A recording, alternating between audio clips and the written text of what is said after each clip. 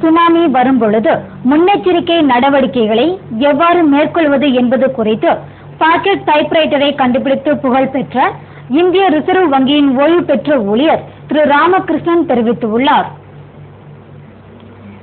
நாவிலே கடந்த மாதம் ஏற்பட்ட சுனாமியால் ஆயிரக்கணக்கான மக்கள் உயிரிழந்தனர். இக்கோர சம்பவம் நடந்து இன்றோடு 1 மாதம் ஆகிறது. சுனாமி வரும் பொழுதும் வந்த பின்பும் மக்கள் எவ்வாறு தங்களை பாதுகாத்துக் கொள்வது என்பது குறித்து பாக்கெட் டைப்ரைட்டரை கண்டுபிடித்து புகழ்பெற்ற இந்திய ரிசர்வ் வங்கியின் ஓய்வு பெற்ற ஊழியர் திரு ராமகிருஷ்ணன் செயல் விளக்கம் அளித்துள்ளார். மேலும் இது பற்றி இவர் கூறுகையில், இது தண்ணீரில் மிதப்பதற்கான ஒரு பயிற்சி என்றும் இதனை 1 நிமிடத்தில் கற்றுக்கொள்ளலாம் எனவும் நீரில் மிதந்தபடி தலையை மட்டும் அண்ணார்ந்து பார்க்க வேண்டும் எனவும் கூறினார். இதில் காதுகளை தவிர கண், வாய், மூக்கு நீருக்கு மேல் மூச்சு விடுவதற்கு ஏதுவாக இருக்க வேண்டும் எனவும் இதனை படுத்துக்கொண்டு கைகள் 2ஐயும் பின்புறம் நீட்டிக்கொள்ள வேண்டும் எனவும் கண்கள் 2ம் கால் கட்டை விரல்களை பார்க்க வேண்டும் எனவும் திரு ராமகிருஷ்ணன் கூறியுள்ளார்.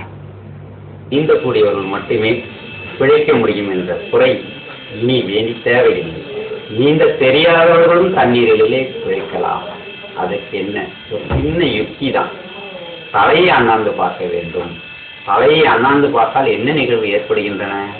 காது 2ம் தண்ணீரில் மூழ்க வேண்டும். ஒரு சிறு ரகசியம்தான். இதை நீச்சல் தெரியாதவர்கள் ஆழமில்லாதவர்கள் செய்தார்கள். என்ன தந்திரமில்லை, மந்திரமில்லை. தானாகவே மிதக்கும் அதிசயத்தை நீங்கள் பார்க்கலாம். இதை சாதனையாளர்கள் என்று சொல்லிக்கொண்டு வேதனை தரும் நிகழ்ச்சியாக வெளி உலகத்துக்கு கொண்டு வராமல் இருக்கிறார்கள். நீங்கள் தண்ணீரில் தலையை பாய்க்கும் போது 2 காதுகளும் உள்ளே போய்விடுகின்றன. மூச்சு விடுவதற்கு ஏதுவாக மூக்கும் வாயும் வெளிப்புறத்தை இருக்கின்றன. இதுதான் ரகசியம். இவ்வாறு செய்யும் போது நின்று கொண்டே மிதக்கலாம். படுக்கையிலே பாயிலே படுத்திருப்பது போன்று மிதக்க வேண்டுமா? அதற்கும் ஒரு யுக்தி இருக்கிறது.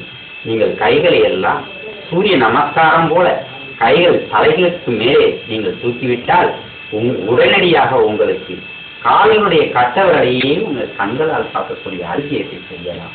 இதற்கு பயிற்சி வேண்டுமா? யோகா என்ற நிகழ்ச்சி வேண்டுமா? ஒன்றுமே செய்யவில்லை. முயற்சி மட்டும் செய்தால் போதும். இதை கற்றுக்கொள்வதற்கு என பல ஆண்டுகளாகுமா, பல மணி நேரம் ஆகுமா? தேவையில்லை. கற்றுக்கொள்வதற்கும் 1 நிமிஷம், கற்றுக் கொடுப்பதற்கும் 1 நிமிஷம். இந்த நிகழ்ச்சி நீங்கள் இப்பொழுது அனுபவ ரீதியாக பார்த்தீர்கள். உலக மக்களுக்கெல்லாம் தண்ணீரை பற்றி பயம் இல்லை, எல்லோருமே மிதக்க ஆரம்பித்து விடுவீர்கள் என்பதை வரும் சுனாமியில்.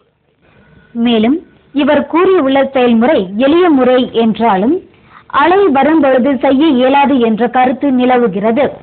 மேலும் நீர்மட்டம் நம்முடைய உயரத்திற்கு மேல் இருக்கும் பொழுதும் நடுக்கடலில் போட், கப்பல் போன்றவைகளில் ஏதேனும் விபத்து ஏற்பட்டால் நீண்ட நேரம் நீச்சல் அடிக்க முடியாமைக்கு இது போன்ற செயல் ஏற்றதாக உள்ளது.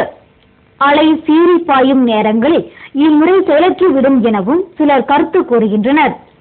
திரு ராமகிருஷ்ணன் செயல்களை பலர் விமர்சித்தாலும் இவர் மக்கள் நலன் கொண்டு தன் ரூபாய் நோட்டு பரிசோதகர் பணியை விட்டுவிட்டு இது போன்ற நற்பணிகளை செய்து வருகிறார். மேலும் இது பற்றி இவர் பள்ளி, கல்லூரிக்கு இலவசமாக பயிற்சி அளித்து வருகிறார். இத்தற்காப்பு முயற்சியை பொதுமக்கள் அறிந்து கொள்ள வேண்டியது அவசியமானதாகும். அவ்வளவுதான். நம்முடைய கால் கட்டங்களை நம் கண்களாலேயே பார்க்கலாம். அபூர்வமான கலை இது. யார் வேண்டுமான கலை. முகத்தில் உள்ள நெற்றியில் தண்ணி கொள்வது போல காலை